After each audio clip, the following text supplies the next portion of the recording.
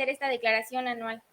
Así es, pero entonces aquí es, ¿por qué la voy a presentar? Porque estoy obligado, alguno de los supuestos que acabamos de mencionar ahorita, mis ingresos rebasan los 400,000 pesos, tengo ingresos por 2 patrones, dejé la relación laboral antes de que acabe el año, le presenté el escrito o tengo otro tipo de ingreso acumulable que me obliga a presentar la declaración anual, una actividad profesional, una actividad empresarial, que no sea régimen de incorporación fiscal, claro está, o arrendamiento, y esto ya me obliga a mí a acumular ingresos y a presentar mi declaración del ejercicio. ¿Cuál es el motivo por el cual yo voy a presentar la declaración anual? Porque muchas de las veces pensamos, a ver, voy a presentar mi declaración anual, todo el tiempo me la pasé, tengo un solo patrón, estuve obteniendo mis gastos médicos, pero resulta que mi ingreso es tan bajo que me dio subsidio para el empleo a entregarme todo el año.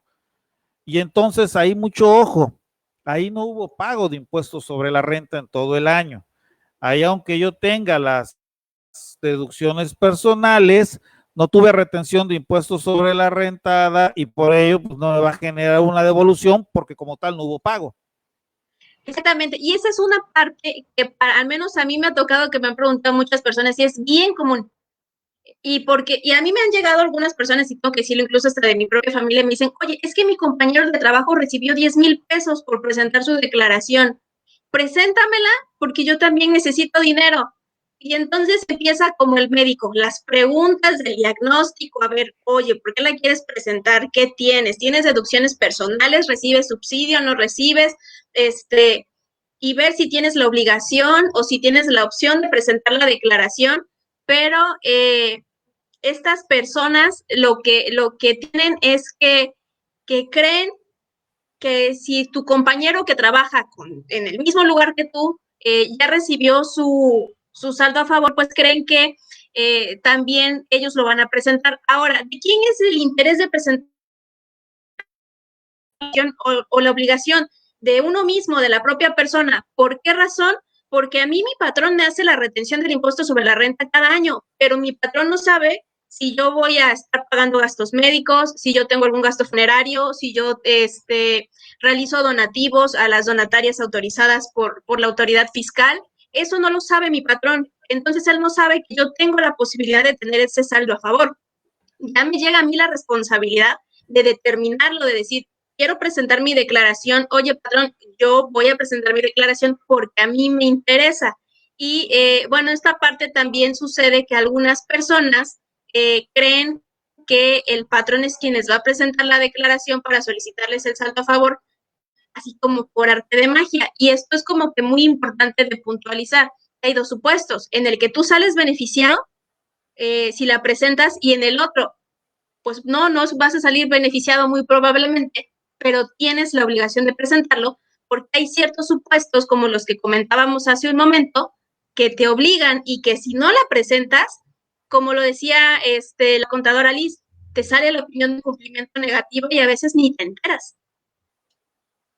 Así es, y es otro punto aquí a considerar, algo, con independencia de lo que acabas de mencionar, y por eso digo que qué bueno que iniciaste con sueldo y salarios, porque es el que suele tener mayor confusión y mayor problema. Recordemos un dato bien importante, mencionaba hace un momento la contadora Liz, estás obligado a presentar la anual cuando tienes 2 empleadores, ¿no? Sí, 2 patrones. 2 patrones, entonces ahí ya yo le tengo que avisar a mi patrón A que tengo un patrón B, para que ni uno ni otro me haga el ajuste anual, para que ninguno de otro me haga la determinación. ¿Y qué tengo que hacer yo en este supuesto como trabajador? Bueno, presentar mi declaración, pero hay que recordar 2 cosas. El cálculo de la retención se hace en base a una tarifa, y esa tarifa tiene un ingreso mínimo y un ingreso máximo, y viene, recordemos, diferentes filas dentro de su límite, dentro de sus 4 columnas, límite inferior, límite superior, cuota fija y un porcentaje. ¿Qué hago? Ustedes lo saben muy bien, buscar el monto de mi ingreso, entre qué límite se encuentra, en qué línea se encuentra, y sobre eso voy a calcular el impuesto. Si yo tengo 10,000 pesos mensuales de ingresos, bueno, pues voy a ver en qué línea me encuentro y sobre ello, a lo mejor, no sé, paga en razón de un 10% de impuesto. más la cuota fija, el excedente. Pero si con mi otro patrón yo tengo a lo mejor 15,000 pesos de ingreso, es muy probable que a lo mejor esos 15,000 se encuentren dentro de la misma línea del 10.88 y haga un pago de impuesto igual en razón de 10.88. Pero recordemos aquí que estamos hablando de ingresos que son acumulables. Y cuando hablo de un ingreso acumulable, quiere decir que en la declaración del ejercicio voy a juntar la totalidad de mis ingresos que tengan esa característica de ingreso acumulable. Hace un momento les decía que tengas, aparte de tu actividad de salarios, una actividad empresarial, y les mencioné que no sea RIF, porque los ingresos del RIF son ingresos grabados, pero no son ingresos acumulables. ¿Qué quiere decir Son definitivos. esto? Son definitivos, hacen cálculos de pago definitivo, efectivamente. O sea, no lo tengo que acumular para una declaración anual, no hago pagos a cuenta de un impuesto anual, sino que lo que yo pago eso es, y por lo tanto no tengo que acumular el ingreso al final del año. Pero en el caso de dos patrones, pues yo tengo dos ingresos por salarios y ambos son acumulables. Ambos ingresos tengo que acumularlos a la totalidad de mis ingresos. ¿Qué va a pasar? Que yo estaba en un rubro, les decía, a lo mejor entre los 9 y los 16, y por eso pagaba yo un 10%. Al momento en que los acumulo, pues ya voy a tener 25 y a lo mejor voy a pasar al rubro que está entre los 24 y los 30. No tengo ahorita los rubros de la tarifa en la cabeza, les aclaro, estoy diciendo cantidades al azar, ¿sí? A lo mejor yo estoy en el rubro entre los 24 y los 30 y ya no voy a pagar en razón de un 10, a lo mejor ya se me vaya un 16. Y entonces, si yo pensaba que podía tener un saldo a favor, resulta que lo que me retuvieron no alcanza para cubrir el impuesto anual y va a darme ahora con que tengo un impuesto a pagar.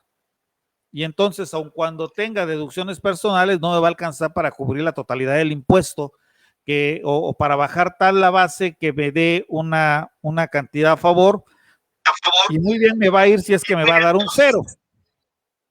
Entonces hay que tener mucho cuidado con esto al momento de que platiquemos con las personas que nos pidan una asesoría, que nos comenten sobre sueldo y salarios, porque a veces sí llegamos a cometer el error de minimizar el sueldo y salario como que, bueno, es lo más fácil, pero tiene sus pequeñas variantes y tiene cuestiones que a veces el asalariado no las comprende porque no es experto en la materia como ustedes.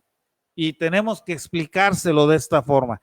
Y se los comento porque a lo mejor en el despacho, en la oficina, pues el asalariado sí se moleste, no le guste la idea de que tenga que pagar el impuesto, ¿verdad? Él estaba esperanzado en un saldo a favor que a lo mejor no va a llegar y no le va a llegar, les decía, porque a lo mejor sus ingresos fueron tan bajos que le generaba subsidio para el empleo entregar y por ende nunca hubo pago de impuesto, o porque como tuvo dos patrones, al momento de acumular los ingresos, pues ahora resulta que tiene una cantidad a pagar, ¿sí?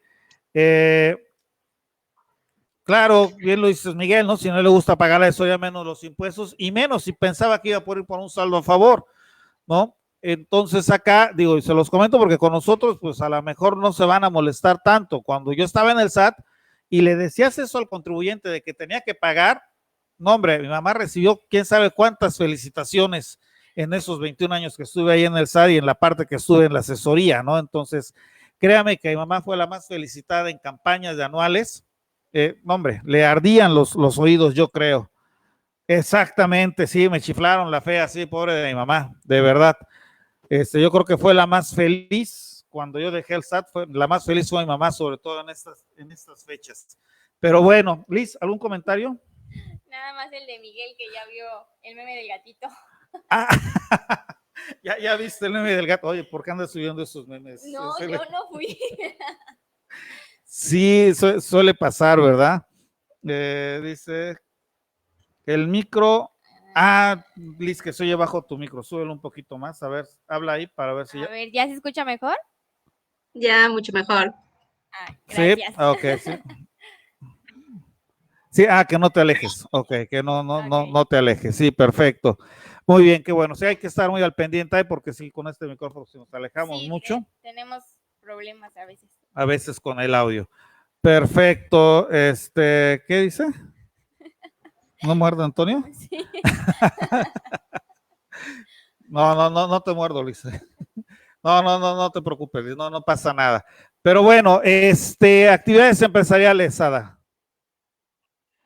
Pues tenemos las actividades empresariales, ya hablamos mucho del régimen de sueldos y salarios, no cabe duda que se nos va a dar para hablar muchísimo, en especial en esta época, porque es cuando más empiezan a salir las personas interesadas, pero hay otro tipo de regímenes, esos sí están presentes todo el año y ellos como que ya saben cómo se manejan aquí las cosas.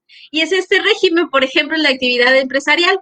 Nos dice, por ejemplo, la diapositiva que les estamos compartiendo, que tributan bajo este régimen las personas físicas que realicen actividades comerciales, industriales, de autotransporte, agrícolas, ganaderas, de pesca o silvícolas, de acuerdo con lo establecido por el artículo 16 del Código Fiscal de la Federación. Entonces, aquí ya no es un trabajo personal subordinado, aquí ya uno se dedica a este otro tipo de actividades. Claro, aquí ya, como bien lo mencionas, y bueno, pues nos establece la clasificación de las actividades empresariales en el 16 del Código Fiscal de la Federación. Recordemos aquí un poquito que por ahí del artículo 100, 101 de la Ley del Impuesto sobre la Renta nos define, bueno, no nos define, aclaro, nos cita cuáles son las actividades empresariales y nos menciona precisamente estas que nos acaba de mencionar Ada, la comercio, la industria y el sector primario. Pero nada más no lo cita, pero ¿cómo puedo yo saber si realmente soy una actividad empresarial? De alguna manera, si yo checo la ley del impuesto sobre la renta, veo que hay una imperfección en esta porque nada más me relaciona qué debo de entender yo como una actividad empresarial y entonces se dice que hay un defecto de la ley. Y de acuerdo al artículo 1 del Código Fiscal de la Federación, en defecto de ley, aplico código y me voy al 16 del Código Fiscal de la Federación, que es el que me define qué son las actividades empresariales. Solo que hay un dato bien curioso en el Código Fiscal de la Federación. Me define las industriales, me define el sector primario, o sea, la agricultura, la ganadería, la pesca y la silvicultura, pero no me define el comercio. El comercio me dice lo que así digan otras leyes y que sea diferente a las que vienen a continuación. Palabras más, palabras menos. ¿Sale?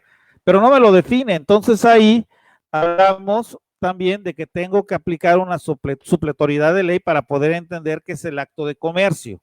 Y de esta manera yo saber si me encuentro en una actividad empresarial, que dicho sea de paso, bueno, ahora también no de la actividad empresarial, pues recordemos que está dividida en 3 secciones dentro de la ley del impuesto sobre la renta.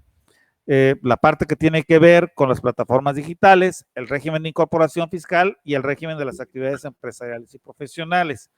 Y acá, bueno, si yo realizo un acto de comercio y estoy dentro de este régimen de las actividades empresariales y profesionales, estaré obligado a presentar mi declaración anual porque hago pagos provisionales a cuenta del impuesto anual. Y este punto lo recalco por lo siguiente. El límite de ingresos para que yo pueda pertenecer al régimen de incorporación fiscal es de 2 millones de pesos, Liz. Así es. ¿No? 2 millones de pesos. Si yo tengo más de 2 millones de pesos, en automático quedo fuera del régimen de incorporación fiscal. Pero es un límite de ingresos para poder pertenecer al régimen de incorporación fiscal. No quiere decir que si yo tengo 1 millón de pesos de ingresos, no puede estar en este régimen de las actividades empresariales y profesionales. No. Si yo desde el momento en que inicio mis operaciones no me interesa y me quiero ir a actividades empresariales y profesionales directamente, ¿sí? Sección 1 del capítulo 2 del título 4 de la ley del impuesto sobre la renta, lo puedo hacer sin ningún problema. Lo que no puedo hacer es si tengo arriba de 2 millones de pesos de ingresos, insertarse el régimen de incorporación fiscal. Eso no. Los 2 millones es un monto máximo para gozar de los beneficios que me da este régimen de incorporación fiscal. Pero desde un peso, si yo quiero estar en este régimen de actividades empresariales y profesionales, lo puedo estar sin ningún problema, vamos, no me voy a topar con una limitante por parte de la autoridad fiscal. Esto es un dato ahí que debo de tener mucho en cuenta. Ahora, esto es algo bien curioso. Cuando hablamos del sector primario, no perdamos de vista la parte del sector primario, porque en cualquiera de los 4 grupos que componen el sector primario, nos habla, en el caso de la ganadería, por ejemplo, la cría y engorda, y nos dice hasta su primera enajenación. A eso iba. Adelante, Liz, adelante. Sí, puede ser que nosotros compremos y vendemos ganado y creemos que ya por eso somos ganaderos, pero pues realmente no es así. Por eso venía a recalcar esto de la definición de cada una de esas actividades, porque no vaya a ser que yo vendo y compro ganado o no sé, por ahí me dedico a comprar y vender plantas y todo esto y creo que ya pertenezco a un agape, ¿no? Cuando no es así en la situación. Entonces, por eso es importante por ahí checar la definición de cada una de estos conceptos, de esas actividades. Así es, porque como bien dice Liz, ¿no? Por ejemplo, a lo mejor yo soy el que tiene el mango, lo corto, lo llevo en mis cajas, y bueno, yo sí soy sector primario, pero se lo vendo a Liz y Liz pone su puesto de mangos en la cochera de su casa y me dices que yo también soy sector primario. No, Liz, tú ya eres actividad comercial. Así es. ¿No? Entonces, por eso es importante remarcar esto que decíamos de que no nos define la actividad comercial en código fiscal. Tengo que irme a código de comercio, si mal no recuerdo, artículos 3, 75 del código de comercio, que ahí sí me lo definen. Entonces ahí puedo darme cuenta, palabras más, palabras menos, que es la compraventa de algún producto. Y entonces, si yo me dedico a la compraventa, aun cuando sea de ganado, compraventa, soy acto de comercio. Al no ser, tratándose de la ganadería, que lo compre como becerrito, lo alimente, lo engorde, lo haga crecer y después lo venda, entonces ahí sí, mientras yo lo crío y lo engorde, soy ganadero. Así es. Muy buena observación, Liz. Con respecto, Ada, ¿algún otro comentario sobre este régimen de actividades empresariales? También está la parte que hay que mencionar, que aquí es a donde van a terminar los RIF después de los 10 años, porque usted comentaba, podemos elegir de inmediato, aunque no lleguemos a los 2 millones de pesos, si queremos, de inmediato podemos decir, quiero ser del régimen de actividad empresarial y adelante, soy del régimen de actividades empresariales, pero también si paso mis 10 años de cortesía que me da la autoridad fiscal, pues ya tengo que migrar después sí o sí a este régimen, que eso también es importante que tengamos en consideración. Claro, claro. Bueno, y ahorita también digo otro punto, ¿no? Hablábamos de actividades empresariales y citamos al sector primario, pero recordamos también, bueno, que el sector primario tiene su propio régimen en el artículo 74 y por ahí del 74 también de la ley del impuesto sobre la renta, además sus propias facilidades administrativas, sus propias facilidades administrativas que tienen ellos y que bueno, es un tratamiento especial que va a tener este grupo del sector primario, pero que en la generalidad es una actividad empresarial. ¿Y cuándo va a entrar un sector primario dentro de este régimen de actividades empresariales? Bueno, pues cuando no cumple el requisito de que por lo menos el 90% de sus ingresos correspondan a la agricultura, la ganadería, la pesca o la silvicultura, según a lo que se dedique, ¿sí? Cuando menos el 90% no sea de sus ingresos por esa totalidad, cuando sea menor, no sé, un 50, un 60, 70% de sus ingresos